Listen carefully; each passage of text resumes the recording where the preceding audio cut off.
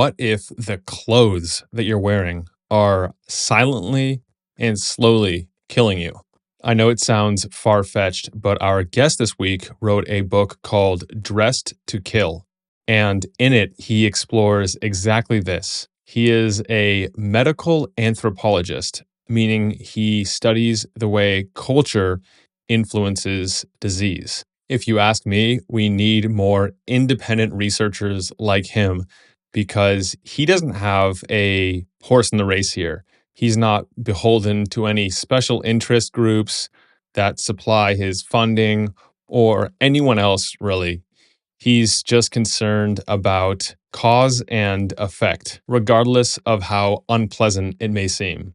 In this episode, we discuss topics such as compression and how compression garments impact bodily systems, the role of our fabrics material, and the dyes and synthetic chemicals and how those interact with the skin. We discuss some little known hacks to improve sleep quality that I've been using successfully for multiple years now, as well as natural and often overlooked means of bringing the level of your thyroid hormone up naturally or bringing it down naturally.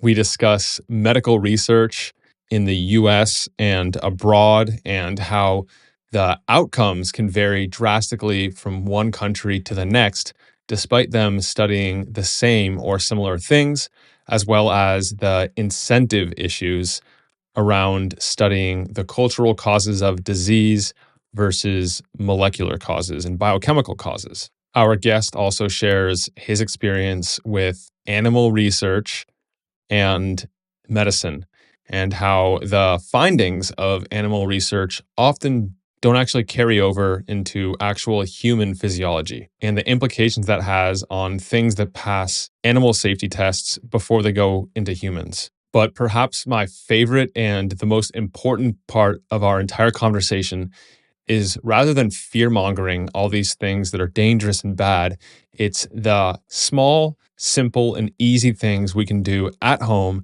to address all of these different concerns. After receiving training in biochemistry and being awarded his master's degree in anthropology in 1981 from Duke University, Sidney Ross Singer, aka Sid, decided to pursue a career in the new and emerging field of medical anthropology. He then went on to complete 3 years of medical school at the University of Texas to become one of the first medically trained anthropologists in the United States. In 1994, he founded and currently serves as co-director of the Institute for the Study of Culturogenic Disease with his wife and co-researcher. Using an integrated approach from the fields of biochemistry, anthropology, medical humanities, and medicine, Sidney Singer has made numerous medical discoveries into the cultural causes of various common diseases. As a lecturer and author, when I was reading his research papers, I also found his humor, wit, and clear writing style to be quite entertaining and much needed to bring some levity to these otherwise very heavy conversations. If this conversation piques your interest, I suggest you check out his collective works and or his book Dressed to Kill. I'll put a link to some of the articles of his that I read and enjoyed in the show notes of this episode, which you will find at mindbodypeak.com/146. This podcast is brought to you by the Outlier Longevity Challenge. If you want to live the highest possible quality of life into your final days without wasting time, money, and energy on ineffective biohacks, this is the foundational strategy for you. In this micro course, I send you an email every day with just the most important, highest impact things you can do for your longevity so that you look, feel, and perform at your best every single day consistently. These are the things that are often neglected and that longevity experts behind closed doors often agree are the very foundations. I've intentionally made this very affordable because longevity isn't one of those things that should belong to the ultra wealthy and elite. So if you want to learn more, there'll be a link in the show notes of this episode. And feel free to drop a comment or send me a message and I'll get back to you. Okay. Ladies and gentlemen, sit back, relax, and enjoy this eye opening conversation with Sid. Sid, welcome to Mind Body Peak Performance. Oh, it's great to be with you. Let's get going. Yeah, I've been looking forward to this conversation for a couple of years now since I first came across your work. And I think it's a topic that has largely flown under the radar, unfortunately. But I'm looking forward to diving in with you. Let's start off by defining what it is that you do, because I think that will lead into the conversation nicely. Well, I'm actually a pioneer in what I do. I hope a lot of people start doing more of it, but I am a medical anthropologist. So I combine my background in medicine, anthropology, and biochemistry and try to understand how our culture makes us sick. Because we all know lifestyle is killing us, but nobody really studies it. And when you hear about lifestyle, there's sort of like 5 things that'll come to mind: diet, exercise, simple things like that. But I talk about the actual details of what we do that we take for granted, that we don't even think about, and that even thinking about them sometimes is even taboo. And then when I come up with an idea of how disease is connected to those lifestyles, I ask people to try lifestyle experiments on themselves and see how it makes them feel. Usually, your body gets better when you remove the cause of the disease. So that's what I try to do: find the cultural cause. I like your title. Your title, you told me, is independent medical anthropologist, and the independent part is huge. You don't have a bias to or for or against something. So the fact that you're independent, you're not accepting funding for a lot of your work, at least the funding isn't powering your work, speaks a lot to your credibility, because a lot of these types of issues, if there's funding introduced, that will usually skew the outcome in some way. Oh, yeah, you have a product to sell of some sort. To be honest, there's a lot of gratification feeling like you're adding to a field and correcting a big error. And that's a large part of my motivation. I feel like I have some answers that I need to get out so that I can correct some of these things in the field and help things progress. Yeah. Before we dig into that, which will be the main topic of today's show, first, what are the unusual non-negotiables you've done so far today for your health, your performance, and your bioharmony? I don't have any dogmatic approach to things.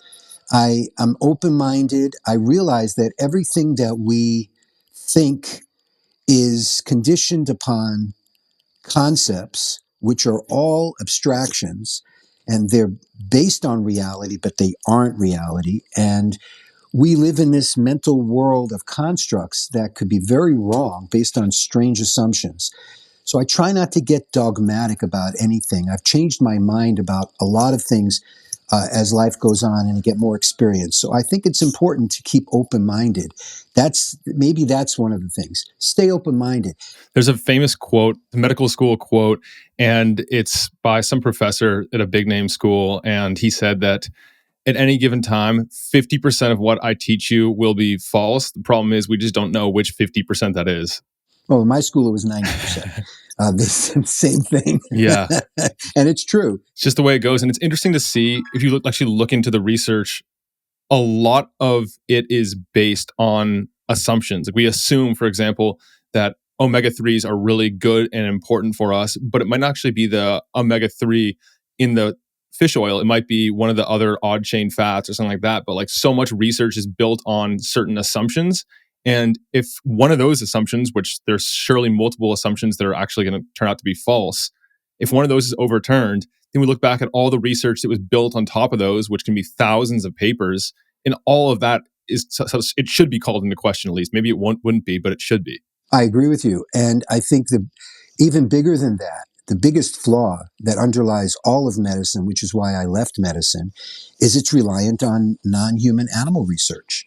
They do vivisection. I mean, that's what started. The father of physiology was Claude Bernard in the 1800s, who, without anesthesia, would work on live dogs for days. There was his neighbors complained about screaming dog sounds from his house.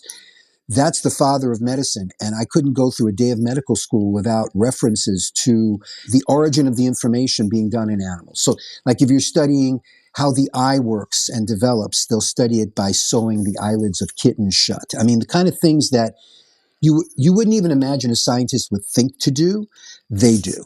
So medicine attracts those kinds of people, and vivisection, animal research, is the core of it. You can't, it's required. It's such a core. And it's become so institutionalized. Even though there are better ways of studying things. It's like mammograms are required for breast, exams, but they're not necessarily the best thing. It's just things get institutionalized. A lot of it, it's all economically driven. That's the problem.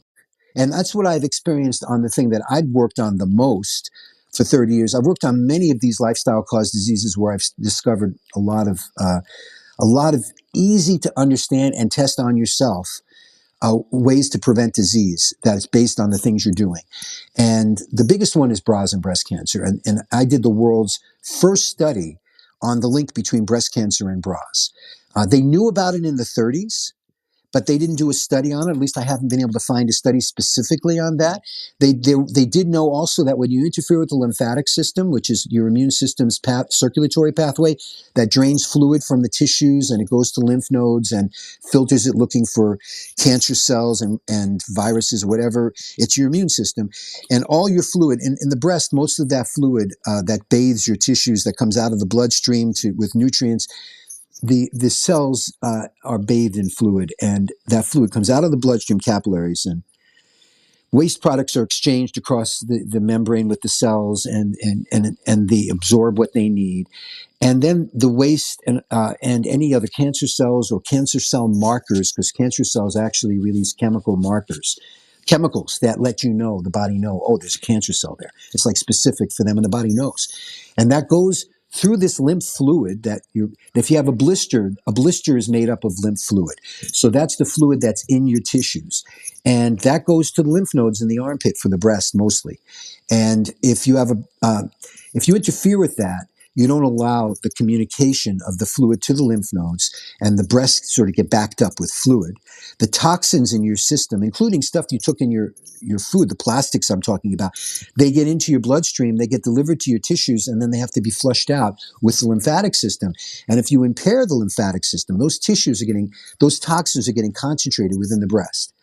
And because that's constricted. In fact, of all the cancers women have, breast is number one. And of all the organs, of all the clothing that she wears, bras are the tightest.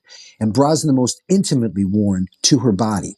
And the result of that, changing your shape with a bra and pushing on the breast to make them move into different positions, pushes on these delicate lymphatic vessels, like capillaries in the breast, that have no pressure in them, and it stops the circulation. So when a woman takes off her bra, and they have these marks around their breast that everyone's seen in a woman when she takes off her bra, and I've seen it for years before I realized this, and I thought, oh, it's a normal part of wearing a bra. That's what the women thought. But the thing is, that's a sign of constriction. You're cutting the bra is pressing in and cutting off this drainage. And then these women wonder why their breasts are tender and why they get cysts, which is backed up fluid. That's why. And when their period comes, their body swells because of the hormone estrogen makes you retain water, and they get bigger, and their breasts actually are bigger, and they're wearing the same bra, which is even tighter now, so they have more pain before their period. So a lot of women say, oh, I can tell my period's coming because my breasts are getting tender and sensitive and sore. And some of them are really sore. I mean, these women can't move. It's like they have to stay home for a week. They can't lift. They're really in pain. That was documented for a documentary in 2000 in the UK called Bras, the Bare Facts. They followed women with breast pain like that, and they had them get rid of their bra, and it's like it changed their lives. It's incredible. It's like as soon as the constriction is gone, the breast can flush out the fluid, the pain goes away, and it heals. They lift in tone because all that heavy fluid makes the breast heavier. And if you're artificially supporting them in a bra, it's like a harness, and the natural ligaments in the breast weaken. Like if you put your shoulder in a sling, your shoulder ligaments will get weak over time if you kept it there. Well, women are wearing this contraption from puberty on every day, 12 hours or more. Some of them don't even take them off except to shower.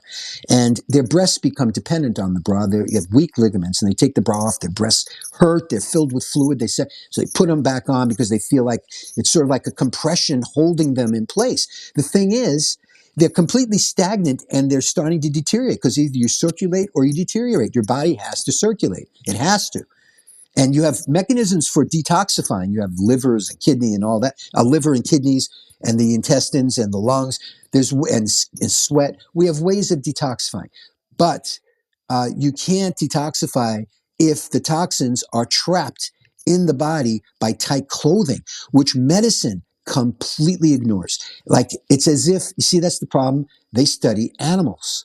Everyone would agree that humans are different to some extent, but I think that the argument is that we're similar enough, at least in terms of our like metabolism and certain components within the human body versus animals. I mean, it seems ridiculous, but isn't that like the basis of a lot of animal research? Is like it's much cheaper. We can do things on animals that we can't in humans, and because we're similar enough, in quotes, then it should translate or it may translate. It seems like even animal research, when it's done to the very best possible extent possible, it still is going to have some fundamental flaws and it won't oftentimes carry over to humans. That's correct. And what they do is they try multiple species because it's different in different species. And then they figure, well, if it's in this case in so many of these animals, and maybe not in these, but in a lot of them, maybe it's that way in humans. But, and this is interesting, they will use that information to then promote. So they'll do the drugs, let's say, in a rat.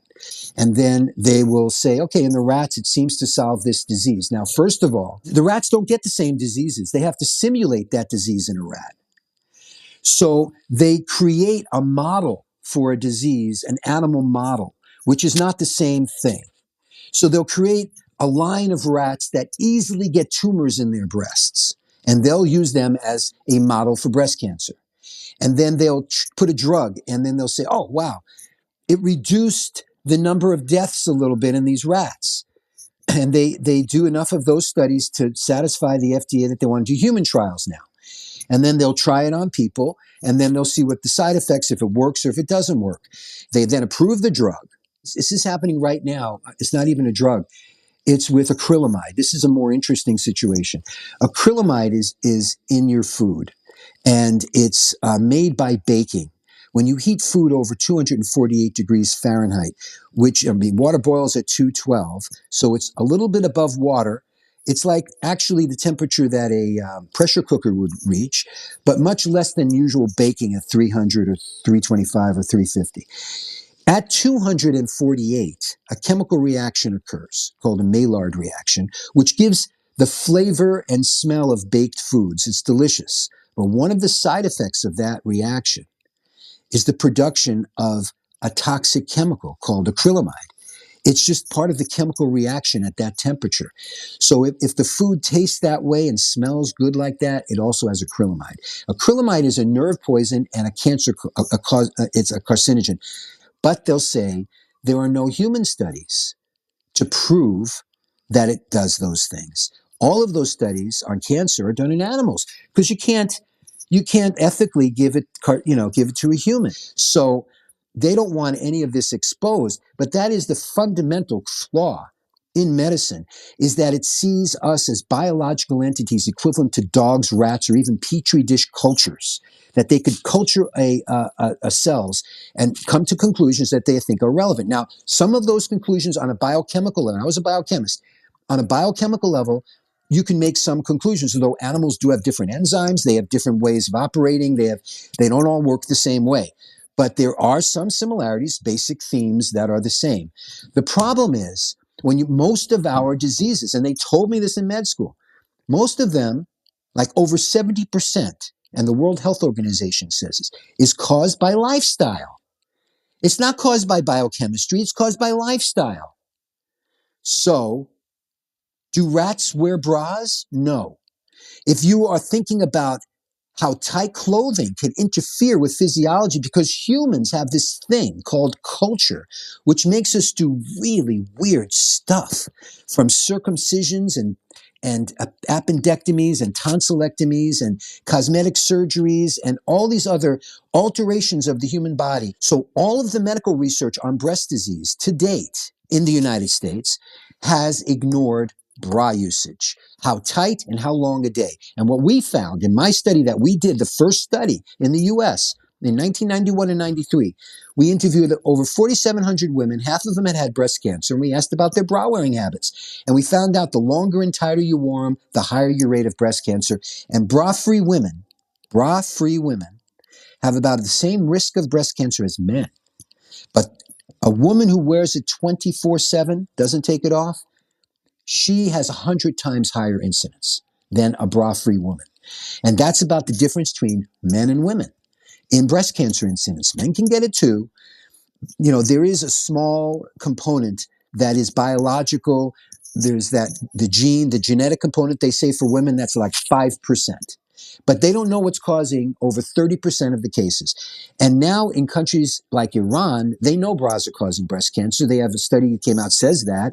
And now they're asking in studies on breast cancer, not just family history, they'll ask things like bra usage, the same way you'd ask family history. And it's a bigger effect, by the way, than family history. Yeah, I mean, 100x the increased risk is pretty close to a smoking gun. I don't know how much higher you'd have to get for it to be obvious. It is epidemiological, but then again, you can't have a randomized placebo-controlled study on this because by the nature of wearing a bra makes it impossible to run that trial. One of the most powerful reasons that this issue is still alive is because women can test it for themselves. And it doesn't prove the cancer link, but it proves every other aspect of bras hurting them. And so I'm actually doing an ongoing international bra-free study. I started in 2018 when my book, I wrote the book Dress to Kill to describe my first study, and that was in 1995. I've updated it over the years, but 2018 is the most recent. Second edition is called, and Dress to Kill, Link to Breast Cancer and Bras, second edition. And it includes all the new studies that have come out and how the industry has responded, including the medical and lingerie industry. There are a lot of bras now with patents based on our research. So they've tried to come up with less constrictive designs, and they're trying to adapt. But the medical industry is still pretty insistent that they don't want to deal with this issue at all. And also, I had never even thought about so many of those different things that you just mentioned, such as you have a tight-fitting garment around about the rib cage, how that's going to constrict breathing, which can activate the sympathetic nervous system, which can impair digestion, relaxation, a lot of really important processes. The heart as well. It can increase blood pressure. It's stressful. It's like your body is stressed by a tight garment. That's because it knows if you have it tight on all the time, look what that thing, it digs into your tissue. We are soft tissue creatures. We're not like a crab with an exoskeleton, with a shell. We need to respect the fact that we have soft tissue that needs to circulate. All tight bands, tight clothing, anything like that, any compression garments, even for men, anything that is tight. Men, neckties. Neckties are known to cut off brain flow from the head. It impinges on the veins draining the brain, which are on lower pressure than the arteries supplying the brain. So the compression from the necktie around a tight collar is going to first impair the veins before it does the arteries. So the problem is your brain will get the pressure, but it won't be able to drain it as well. So the result is an increased pressure in your head, which is going to cause all sorts of problems: glaucoma, sleep apnea, Alzheimer's, all sorts of problems associated with increased brain pressure. I did sleep research. Having the bed elevated, the head of the bed elevated, actually, the ideal is 30-degree head of bed elevation, but you can get wedges for like hiatal hernias and other gastric issues because they want the head elevated. Gravity is an important thing. Gravity keeps things flowing in one direction downward. It pulls down. So if we have circulation going, we're circulating within a field of gravity. And when you lie horizontal versus standing vertical, the relationship between your head and your heart vis-a-vis gravity has changed. When you're vertical, your head is above your heart. The heart has to pump against gravity, and gravity assists the drainage. And the flow happens, the good circulation. When you lie down, now your head and heart are on the same level, and your heart is pumping right into your head. And there's no gravity to help it drain, and there's no gravity resisting that pumping. So the result is your heart pumps weaker at night, so you don't give yourself a stroke and blow a blood vessel in your brain from pressure. And in fact, most strokes occur at 3 a.m. because people are lying down with pressurized heads and they're pumping it. Now, if you raise the head of the bed, now you have some gravity and you get that circulation going. So raising from the waist up or the whole incline plane will get your feet a little congested. But if you do heads from the waist up on a wedge, or you could put like blocks under your bed about that high to create a slight incline plane, you'll feel it the next morning, or get an adjustable bed if you got money. And you'll feel it the next morning. Your legs should be up a bit and your head should be up, and you'll have less congestion in your head. Your sinuses will be clearer. You won't have to sleep as long. You'll wake up alert and ready because your brain got the rest it needed. It didn't just get choked all night lying down. If you did a headstand and you did that all night, you would die, period. You cannot hang upside down. Bats can do it. They have different valves in their neck, but we don't. We would die with our heads down. I heard you mention this maybe about 4 years ago, and I decided to try it myself. A little hack to increase the head of my bed about 3 inches with using risers. Maybe not the optimal 30-degree angle, but it still was something I could test out pretty easily, pretty cheaply. I did it, and I have to say, the very next morning, I woke up with more energy. I slept better. I slept deeper. I didn't sleep quite as long because I just woke up feeling good to go. And yeah, less sinus issues. It was like a pretty immediate shift for me. So that was one that I was pretty excited about. And it's so simple. It's either cheap or very cheap or free, depending on your resources. And it's something you can actually test and implement, because I don't have a bra to take off to comment on that, but I could test this out. If you were to stand all day, gravity is constantly pulling the fluid down. And by the end of the day, your legs are going to be puffy. Your feet will be puffy. There's like a more excessive fluid because gravity has been working all day to keep that fluid down. And your head is sort of less fluid than it needs. You're sort of low pressure in your head, high pressure in your feet. You lie down, and that allows equalization of the pressure. But you don't want the head to get too much pressure. And it's not a pressure issue as much as a circulation issue. You're horizontal, leaning on parts of your body. That's why sleeping is so uncomfortable. So you don't want to wear clothes. You don't want to constrict anything while you're sleeping, especially a bra, any underwear. Nothing constrictive. For men, tight underwear is constrictive. Anything tight belts are bad. In fact, the lymphatics have to drain against gravity below the heart, all your body below the heart. When you're standing, the lymphatics have to drain the tissues against gravity back up to the heart. All of the elastic clothing, think of how elastic holds on. Then there's the ace bandages. I see people with like elbow problem or a wrist problem. And what do? They put an ace bandage on it. They think that's supporting it. Well, I guess it is for the moment. But what is it doing to the circulation around that joint and downstream from the joint? Because if you put something on your wrist, on your elbow, everything down here has to go against that pressure. So my hand's going to get puffy. And what's going to feed, if I have a damaged elbow, how is that going to get clean up the damage, remove the tissue debris, and have the immune system do all that kind of stuff, and create new tissue, which needs oxygen and nutrients. You need optimal circulation to repair and heal. Would it have like a hormetic effect? Say you applied like compression gear for like 10 minutes or 20 minutes or something like that, and then you take it off. Is it going to cause like a beneficial change because it was like very short term and the body has to like adapt or like pump the fluid more with more force? Like a compensatory hyperemia? Yeah. I don't know if maybe, but I'm not sure if that's going to improve performance. I think, there's a lot of, there's just money. It's just people trying to come up with better ways to hack the body. But I think the best way is to stop hacking yourself out of health by all these stupid things that we could prevent instead of trying to add these things. And the problem is they're all coming from people trying to make money. The health food industry, I don't have very much respect for them either, even though they're the ones that support bras and breast cancer more.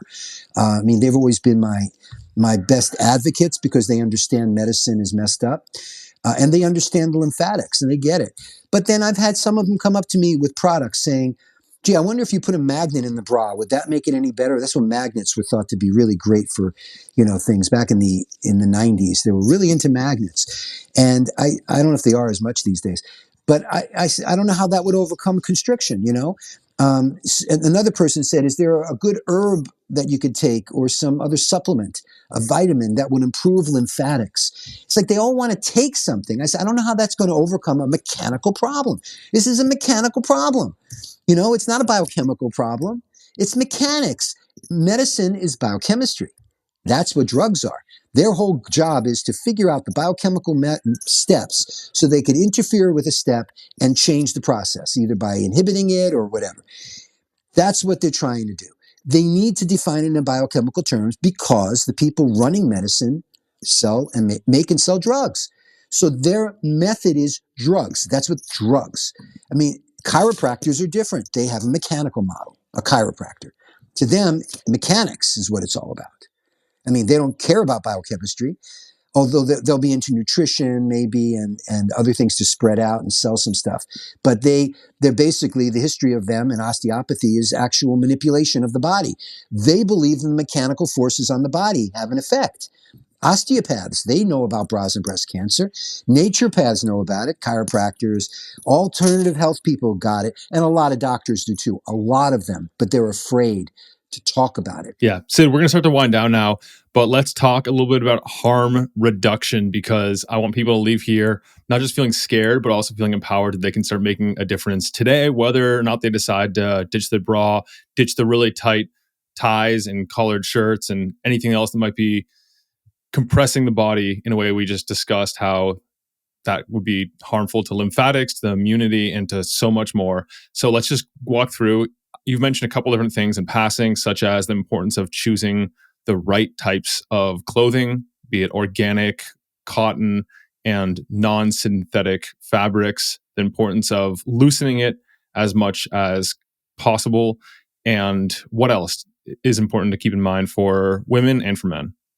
Well, shoes, of course, are a big thing. You really don't want any tight shoes. You don't want them to be, realize how many chemicals are in shoes. They're crazy. And women, so try to wear non-toxic shoes if you can. And don't make them tight. Don't make them constrictive. Make sure they give your feet enough room and don't wear tight socks. Those are a big thing.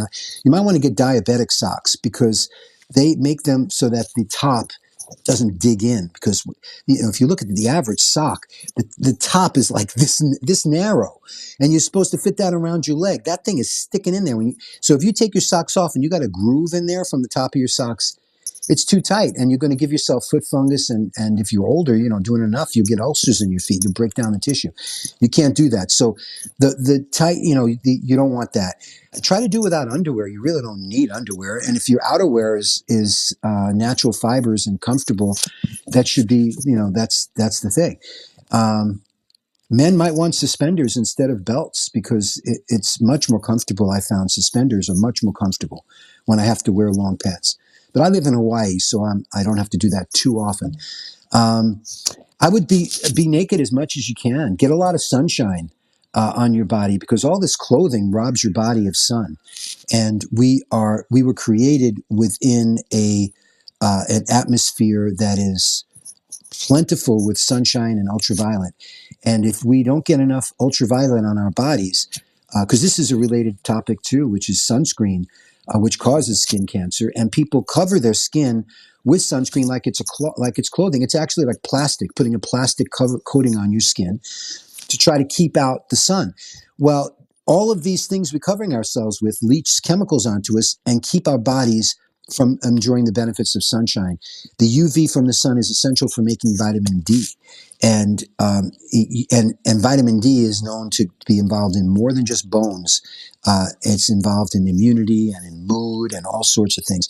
So seasonal affect disorder could be a vitamin D thing. But oral vitamin D is not the same as getting it from the sun, where it includes a lot more benefits for you. It's natural, and you get the heat and the warmth, and it's a whole experience. And so I encourage people to not let clothing dictate, be on them all the time. I mean, we aren't meant to be wearing clothing as much as we are. It's an invention.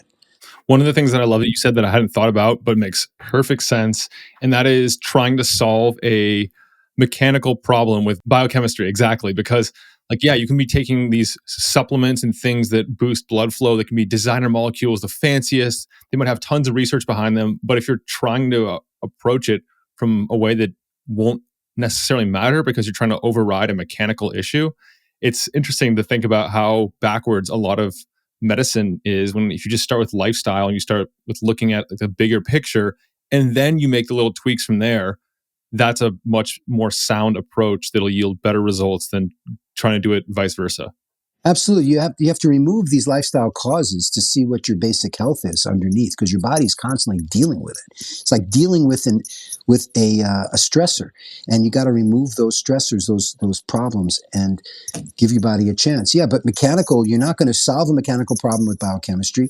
And if you're taking all these great things and there's a particular organ that's congested and stagnant, then those things you're taking in aren't even going to get there. It's not going to properly circulate in that area. If you want that area to be treated, you need good circulation. You need to get it in there. And then the problem is any chemical waste you need to be able to get out. So circulation is the bottom line. Circulate or deteriorate.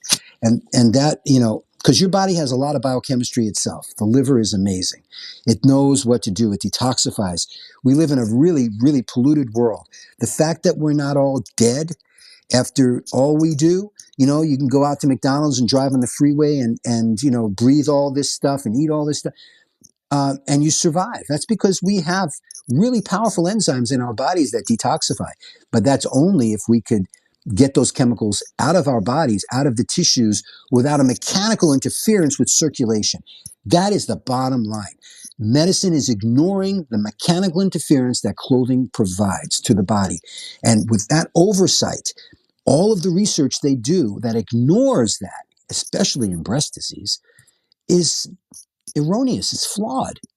How can you? That's why all these studies, after billions of dollars of breast cancer funding, why is it we still don't know? The deaths, the incidence is the same it was for 30 years, despite billions and pink everythings.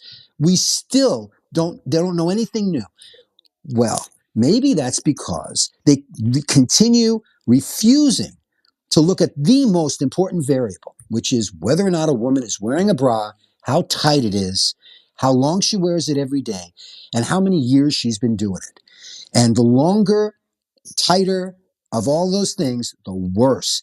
And you cannot compare two groups of women without knowing how their bras are affecting their breasts. That is such a big difference. Like, how can you compare two lungs without knowing if one person's a smoker or not? I mean, it's a big, big difference. One more thing, I would be remiss if I didn't mention this because it kind of just shows the way you think and some of your work that I found surprising and very interesting. Before we wrap up today, tell me about the link between thyroid and the voice. Oh, that's another medical oversight. Medicine doesn't approach the body as having any type of design that makes sense, like it's there for a reason. And they think of evolution, but they don't think of. They also think of some of our organs as vestigial, and we don't even need them. That we're going to evolve to lose them. So they think of the body as having errors built in, and therefore they don't really think of relationships like why would this be with that, like why would the thyroid gland, which controls metabolism, be on top of your voice box, your larynx, which vibrates like crazy. If you put your finger right here is my thyroid and my larynx vibrating as I speak. Now, the thyroid is filled, it actually stores thyroid hormone, thyroxine, and it releases thyroxine, according to medicine, and this is true, through the release of thyroid stimulating hormone from your pituitary gland in your brain. And the thyroid hormone controls the thyroid's release. And then the thyroid releases thyroxine. It goes through your bloodstream back to the brain. It tells the brain, we increase the thyroxine, and then the thyroid hormone lowers the stimulation. So thyroid stimulating hormone goes down, and then that down regulates the thyroid. I don't have to produce as much. So if it gets too low, it is a feedback loop, okay? That is the first endocrine feedback loop the hormone feedback loop that they discovered. in medicine. So they love that one. And they use that as like an example of a classic hormone feedback loop. And they think that's the only way to stimulate the thyroid, completely not even considering the effect of the location of the thyroid. Like, why would we take such an important organ? Because if you have low thyroid, I mean, everything is low. Immunity is low. Energy is low. Everything is low. High thyroid is the opposite. I mean, not necessarily immunity being high, but your metabolism is high and a whole bunch of things get out of whack. Why wouldn't you put such an important organ like inside your chest or where it could be protected by the ribs or something like that? It's a small organ. You could fit it somewhere, but it's on your throat right here on the voice box.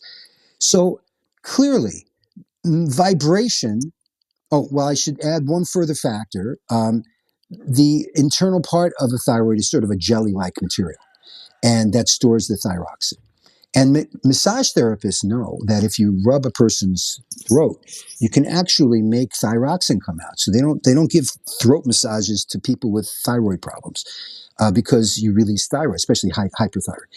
So there is a mechanical release ability for these, which you never hear about. And in regular medicine, I mean, I've only heard of massage therapists telling me this. You never even read about that. Not to massage you can stimulate your thyroid just by doing this. Well, the thing is, if you can stimulate it mechanically that way, then what about the vibration of your voice box? So I then developed a theory about this, and I ran into people, and it was being confirmed.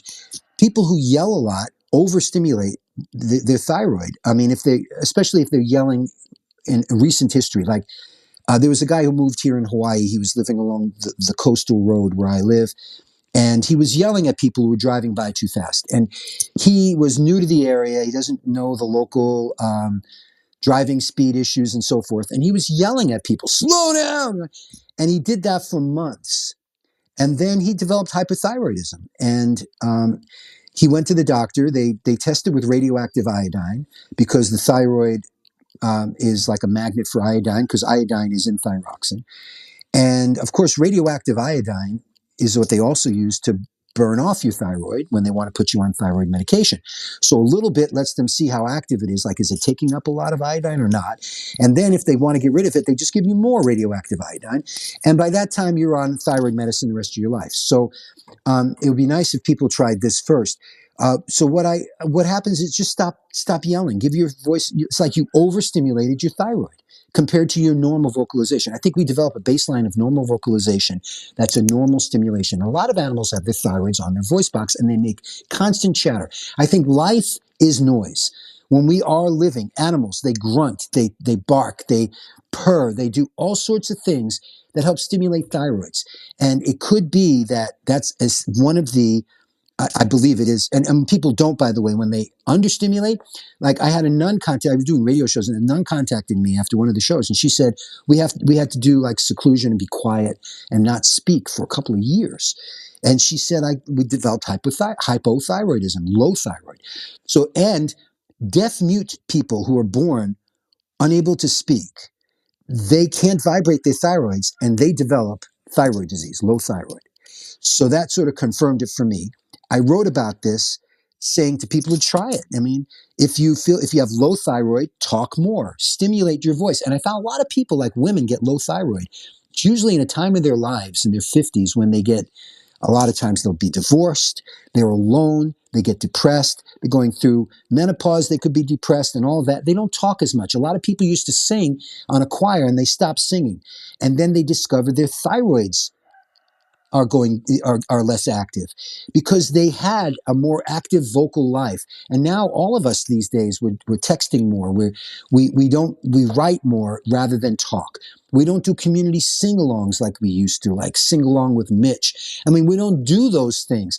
We used to do a lot more vocalization. If you look at old movies, people used to just sing together. They used to go dancing. They used to do things like that. Now we're all computer connected and we do it all that way.